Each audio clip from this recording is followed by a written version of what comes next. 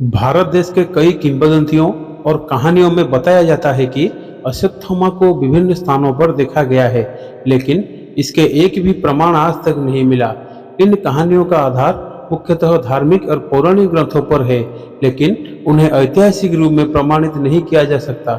इसीलिए अश्वत्थामा के जीवित होने की कहानी एक रहस्यमय बनी हुई है और इसे एक पौराणिक कथा के रूप में ही देखा जाता है। दोस्तों, आज हम आपको अश्वत्थामा के जीवन, उसके आदर्श और पाप पुण्य के बारे में कुछ विशेष बातें बताने जा रहे हैं। तो स्वागत है आप सबको हमारा stories of dreams Hindi YouTube channel पर, जहां हम आपके लिए लाते हैं मजेदार और अनसुनी कहानियों का खजाना। अश्वत्थामा महाभारत के प्रमुख योद्धाओं में से एक गुरुश्रेष्ठ द्रोणाचार्य के एक लौते पुत्र थे। उनका जन्म ब्राह्मण परिवार में हुआ था और वे अत्यंत प्रतिभाशाली योद्धा और युद्ध कला के विशेषज्ञ थे। अश्वत्थामा को भगवान शिव के एक अमरता का वरदान प्राप्त हुआ था, जिसकी वजह से वे अमर थे। अश्वत्थामा का जन्म गुरु द्रोणाचार्य और माता कृपि के पुत्र के रूप में हुआ था। वे जन्म से ही एक रत्न के साथ पैदा हुए थे, जिसे उनके माथे पर धारण किया गया था। यह रत्न उन्हें सभी प्रकार के रोगों और हथियारों से बचाता था। द्रोणाचार्य ने उन्हें शास्त्र और शस्त्र के शिक्षा दी और वे एक महान धनुर्धर बने। महाभारत के युद्ध में अश्वत्थामा कौरवों की ओर से लड़े। जब युद्ध में उनके पिता द्रोणाचार्य की मृत्यु हुई तो अश्वत्थामा अत्यंत क्रोधित हो गए। दुर्योधन ने उन्हें सेनापति नियुक्त किया और उनसे पांडवों की विनाश की मांग की। अश्वत्थामा ने कौरवों की पराजय के बाद पांडवों के शिविर पर रात में हमला किया और सोते हुए पांचों पांडवों की पुत्रों को हत्या कर दी। उन्होंने सोचा कि उन्होंने पांडवों को मार डाला है, लेकिन जब उन्हें वास्तविकता की पता चला तो उन्हें अत्यधिक दुख हुआ। इसके बाद वे पांडवों के श्राप का शिकार हुए। अश्वत्थामा को जब पता चला कि पांडव अभी भी जीवित हैं, तो वो उन्हें मारने के लिए ब्रह्मास्त्र का प्रयोग किया, जिसे अर्जुन ने अपने ब्रह्मास्त्र से जवाब दिया।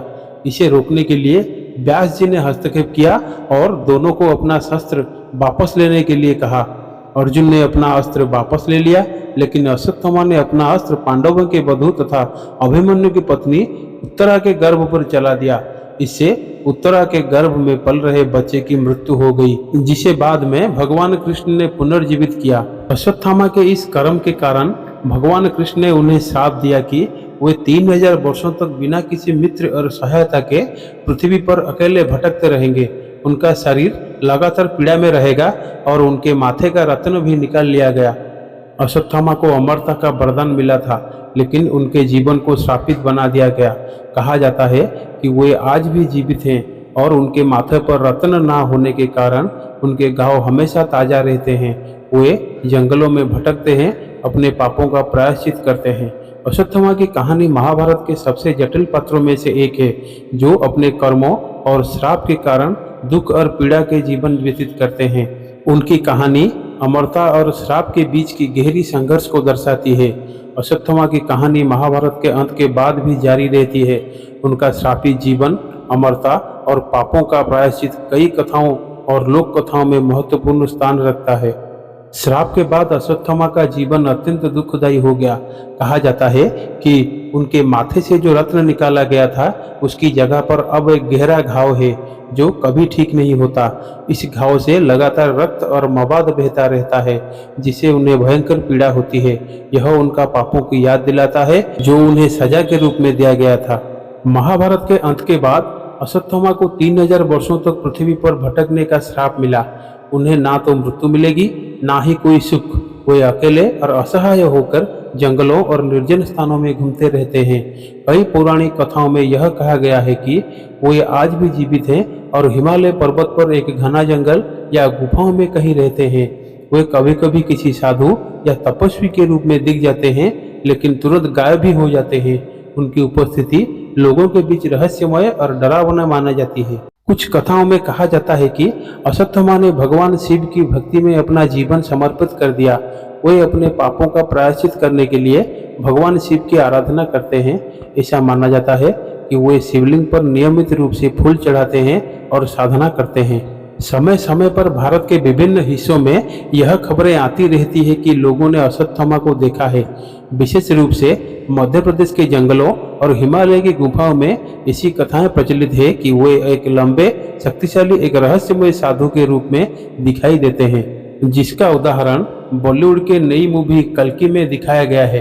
कुछ लोग मानते हैं कि अश्वत्थामा के दर्शन अपशकुन मानी जाती है, जबकि कुछ लोग इसे पुण्य मानते हैं। उनकी रहस्यमयी उपस्थिति और अमरता की कहानी ने उन्हें भारतीय पौराणिक कथाओं का एक अविस्मरणीय पात्र बना दिया है।